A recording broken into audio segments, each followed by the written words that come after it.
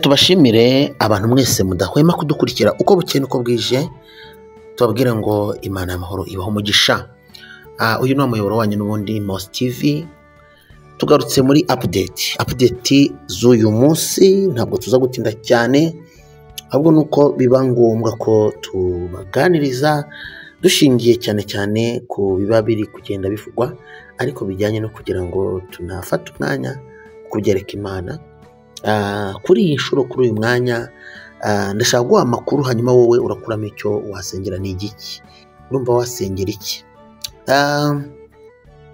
Murabizi ko uyu munsi ni kuwa gatanu, kuwa gatandatu w'icyumweru cyashize,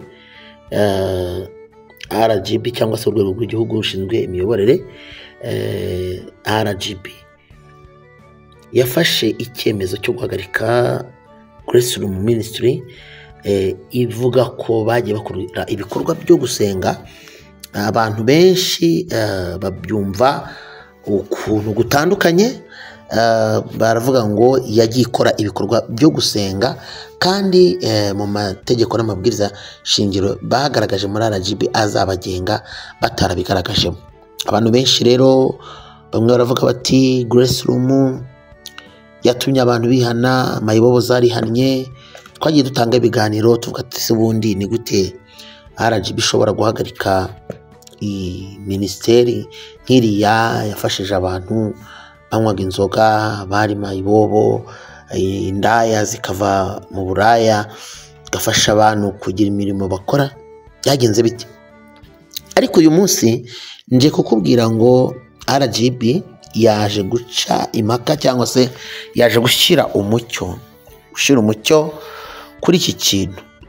Tumaze iminsi nanone kandi tubona ibitangazamakuru bitandukanye, bamwe bavuga bati dore habonetse umuyobozi ukomeye yategetse ko mu masaha 24 Grace Room ifungurwa ikongera igakora. Abantu bagahita birukankirayo, abandi bakabyumva bicicikana hirya no hino, abandi bari kuvuga mu bitangazamakuru, abandi bati mama urwa Gasabo yabivuze, mbese abandi bati ubuvugizi bwakozwe bugomba gutuma bayifungurira igakingurirwa aho kugira ngo yamburwe ubuzima gatozi.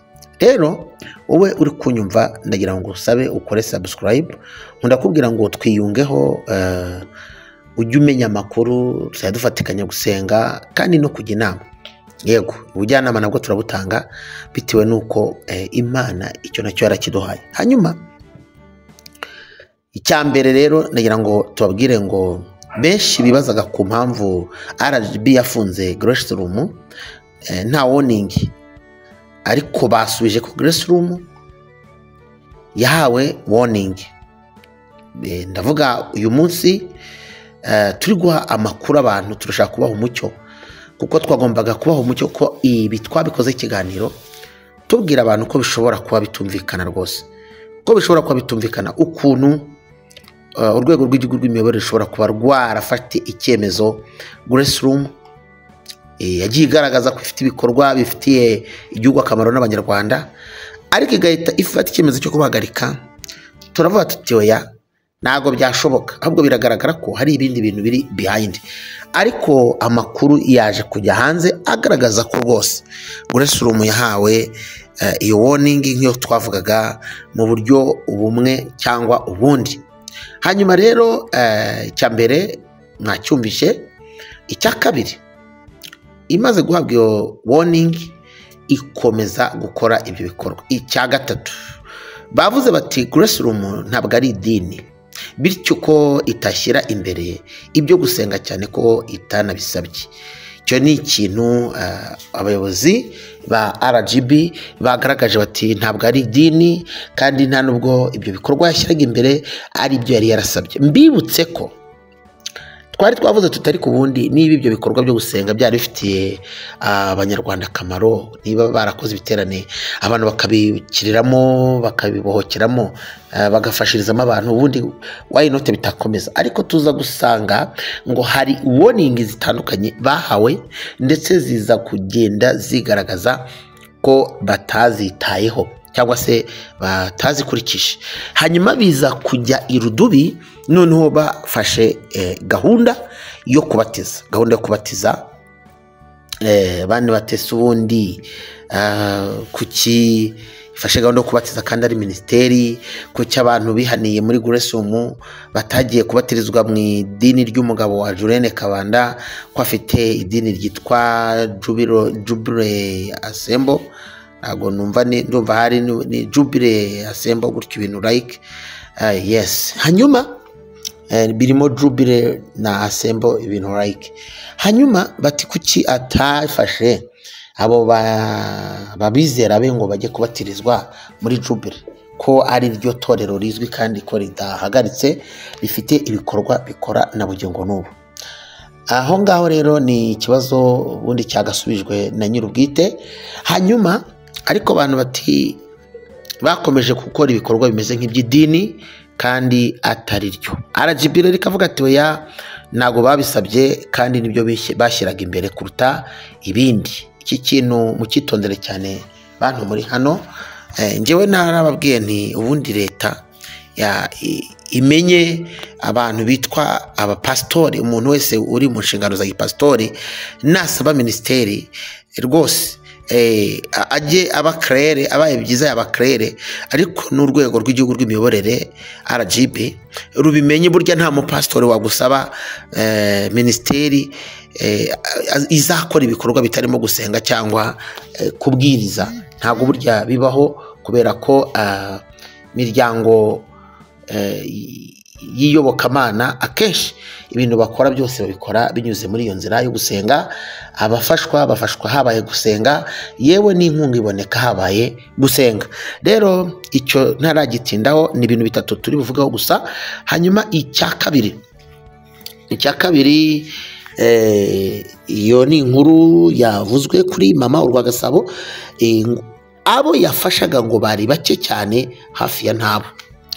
Murazi ko abantu benshi bavuga ati itorero ryafashije abantu benshi, ribaha ibishoro, ribakura mu muhanda, ribajyana mu buryo bumwe cyangwa ubundi. Mbese muri make bavugaga ko iri torero kuritakaza cyangwa se iyi ministeri kuyitakaza no gutakaza ibikorwa byayo ari igihombo gikomeye. Ariko RGB yo yavuze ko abantu yafashaga bari bake rwose cyane. Imibare icyo nababwiye ko ari inkuru dukesha ikinyamakuru mama Urwagasabo. Bityo rero cyangwa se ni televiziyo ntabwo ikiri kuri YouTube channel. Rero ndagira ngo mbabwire ngo icyo nacyo ni ikintu mugomba kumenya. Byari birimo cyane kuvuga ko basohoye amafaranga bagafasha abantu benshi, byaje kugaragara ko ngo ari abantu bakeya cyane. Bityo rero ngo ntabwo ari ikintu gikomeye kandi ngo giteye impungenge. Aho rero icyo ushaka kuvanamo ni giki? Ni ijambo rimwe rivuga ngo birasobanuye ko ibivugwa n'ibyakorwaga byabaga ari ibintu bihabanye. Aho turi gushyira abantu mu mucyo, kuko twavuze ku bintu tubyibazaho, dukomeza no gucukumbura tureba impamvu ki. Dukomeza twibaza tutari ko ubundi niba RGB noneho yo basi yarahagaze mu nshingano igafungira Guresumu ministry, ubundi Guresumu bo kuki basabye ko bazakora ibikorwa byo gufasha ariko ntibagaragazemo ko bazasenga, kandi akaba ari cyo bashyira imbere. Ariko uyu munsi wa none ubu tugenda tumenya bimwe na bimwe. Abakunzi bacu tubana umunsi ku munsi, turifuza ko mujya mumenya ibintu kugira ngo tunabakure mu rungabangabo, kuko iyo inkuru zagiye hanze hirya no hino biba ari byiza yuko mumenya uko byagenze. Ikindi tutakwibagirwa nuko tuba tugira ngo ibyo bintu byose n'urwo rugendo. Niyo mpamvu nakubwiye ngo uyu munsi uri buze kumenya ibyo usengera ni biki, ibyo uri busengere ni biki. Hanyuma ku cya gatatu baje kuvuga bati ese ubundi abo yafashaga niba ihagaze bizagenda bite?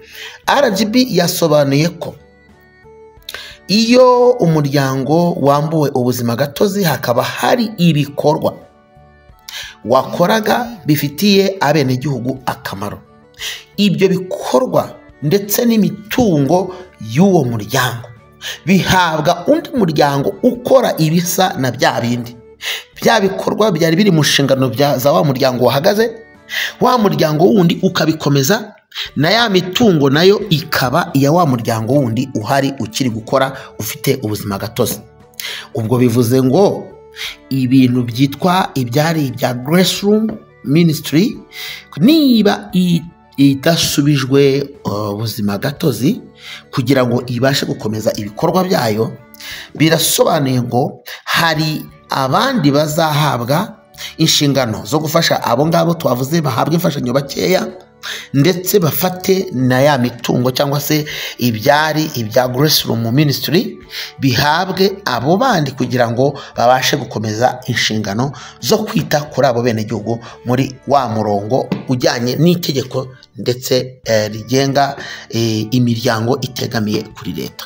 Icyo muragisobanukiwe kandi cyane birumvikanye. Icyo mvuze nacyo ni icyaturutse kuri Mama urwa Gasabo. Icyo nacyo murakimenye, izo nkuru zose muzimenye. Hanyuma ibyo mwibazaga ndumva hari mbashije kubaha umucyo. Ikindi, abantu bakomeje kumva abantu bo muri Graceroom Ministry bavuga bati abanyarwanda kubona aho dusengera biratugoye, twasengeraga hariya twafashirizwaga. Hanyuma abantu batari ku bundi, niba Graceroom umugabo we cyangwa se umugabo wa Julienne, Pastor Julienne Kabanda afite itorero kandi iyo Jubilee Assembly ko yemewe, kubera iki batajyayo ngo bajye gusengerayo ko byemewe? Kuki batahabwa umurongo w'iteraniro bakajya mu materaniro bakayoboka umurongo wa Jubilee nk'uko Jubilee n'ubundi ihari, hanyuma bagakorana n'ubundi ko umugabo n'umugore ari umwe mu murimo w'Imana? Aho rero icyo ni ikibazo n'ubundi nacyo twabaza ababishinzwe abo bireba. Ikindi, birashoboka ko tutari twamenya impamvu abantu bo muri Graceroom Ministry, kuko uko bakoraga mu buryo ahari wareba ukabona ko bijya gusa naho butandukanye na Jubilee, kandi Graceroom bigaragara ko ari ministeri iri include cyangwa se ibarizwa muri Jubilee Revival Temple, ibintu nk'ibyo cyangwa Assemble mu mbabarire, ntago kuyibuka neza ariko naho ngaho biri. Rero abantu benshi babimenye kuri icyo kintu kijyanye nako kantu abantu bakomeje bakibazaho batari ku bundi, ko n'ubundi yari hari nk'itorero kandi ryahaye icyo bita recommandation cyangwa se ndumva ari ni recommandation yo kugira ngo Graceroom yemerwe cyangwa se ihabwe ibyangombwa. Kubera iki batagiye kuba mu itorero rya Jubilee Assembly? Rero ako kantu abantu benshi bakomeje bakibazaho, ariko tugira abantu ngo ibyo bintu byose benshi bagiye bavuga, abanyuza kuri social media. Ubu noneho bagiye gufungura, hari n'abazanyemo nyakubahwa Jeannette Kagame ngo niwe asengera. Ibyo bintu byose bimeze nk'ibigenda bivugwa ari ibihuha, ariko mu by'ukuri yaba ari uwabivuze agamije kugira ngo abantu bashiduke, yaba ari uwabivuze kugira ngo reba amarangamutima y'abantu, yaba ari uwabivuze kugira ngo abone views, abo bose turagira ngo tubabwire ngo ibyo bavuze ntabwo ari ukuri. Icyo ukuri nicyo RGB yasobanuye, cyuko icya mbere impamvu yabikoze ari uko bamuhaye warning mu buryo bumwe n'ubundi ntiyazitaho. Kabiri, bamuhagarika ko yakoze ibikorwa nyirizina nk'ibiranga itorero kandi we atari itorero, ndetse cyane cyane yibanda mu gusenga, kandi mu by'ukuri ibikorwa byo gusenga atarigeze abisaba. Hanyuma ikindi twababwiye nuko abantu benshi baravugaga bati yafashaga abantu benshi cyane, ariko byagaragaye ko RGB yagaragaje ko ari umubare muto cyane, kandi ibyo nabyo byumvikanye. Ikindi, nta nyubako yagiraga, inyubako yakoreragamo yari inyubako y'irindi torero ryitwa Umushumba Mwiza Nyarutarama. Hanyuma icya gatatu nuko bavuze ko mu gihe haramutse bibaye ngombwa ko icyo cyemezo kigumaho kidahinduwe ko imitungo y'iyo minisiteri ihabwa indi minisiteri ikora ibikorwa bimeze nk'ibyo bakoraga mu kugira ngo bite kuri abo bafashwaga cyangwa se bahabwaga serivisi na minisiteri yitwa Grace Room. Ndagira ngo rero mbabwire ngo inkuru twari tubafite niyo, tubwira abantu mwese mutajya musiba kubana natwe ngo ntituzahwema kubabwira ayo makuru. Icyo uvanyemo ni igiki? Inyigisho ukuyemo ni iyihe? Tugiye dukunda kubwira abantu benshi bakurikirana, bamwe bakaza bafite amarangamutima no kuba abafana b'idini cyane kuruta kuba abafana ba Kristo, bakaza batukana, bakaza bavuga nabi. Gutukana ntabwo ari indangagaciro y'umukristo, ariko nta nubwo ari n'iy'umunyarwanda. Umunyarwanda mwiza ntabwo atukana, ahubwo avuga ukuri nk'uko kuri mu mutima we. Ibi tuvuze ni ukuri kungana no kuri mu mutima. Twebwe ntabwo turi abantu bahengamira mu kivunge no mu kigare, ahubwo tuvuga ibyo tubona, hanyuma tukaguha nawe rugari kugira ngo utekereze icyo uvanamo. Icya mbere nakubwira ni uko ufata umwanya wo gusenga. Kubera iki? Ibyo bintu byose abenshi baravuga bati byatewe n'umubatizo, kandi ntiwabyinjiramo cyane. Icyo tureba ni ibyo RGB yavuze, kandi wareba hirya ukareba hino ugasanga harimo akantu kitwa kuba bataragaragaje neza mu gihe cy'umubatizo, aho abantu bagaragaraga nk'abari gupfa, abantu bagahwera, abantu bakagaragara nk'abafashwe n'ibindi bintu, nk'aho ari amashanyarazi yabafashe.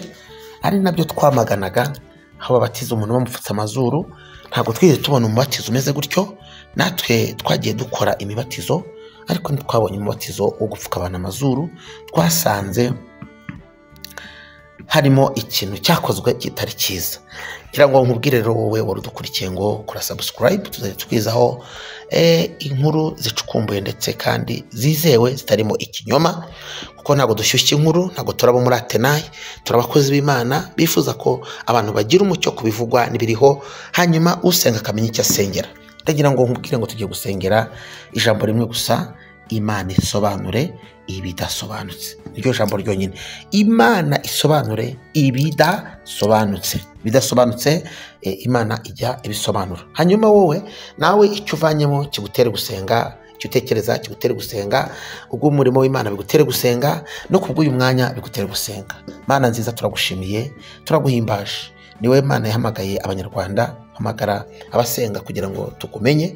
N'uyu mwanya ndasenze kubwiza inkuru zose iziri muri social media, iziri hanze aha ndetse n'izindi, kugira ngo ukomeze kwigaragaza. Turwanye intambara yo gusenga, twohereje isengesho aho bikwiriye kugera, aho rikwiye gutunganya ibidatunganye, aho rikwiye kurema ibyo kuremwa, aho rikwiye gusenya ibikwiye gusenywa, aho rikwiye kubaka ibyasenyutse, aho rikwiye gutunganya ibidatunganye, aho rikwiriye kugarura ibyanyazwe, aho rikwiye gutanga ihumure abanyarwanda bakagubwa neza. Ndagushimiye kubwa byose, kandi ko umva gusenga kwacu. Reka icyubahiro kibe cyawe rero Kristo, tugucire bugufi uyu munsi ndetse none n'iteka ryose, kubwawe Yesu, amen.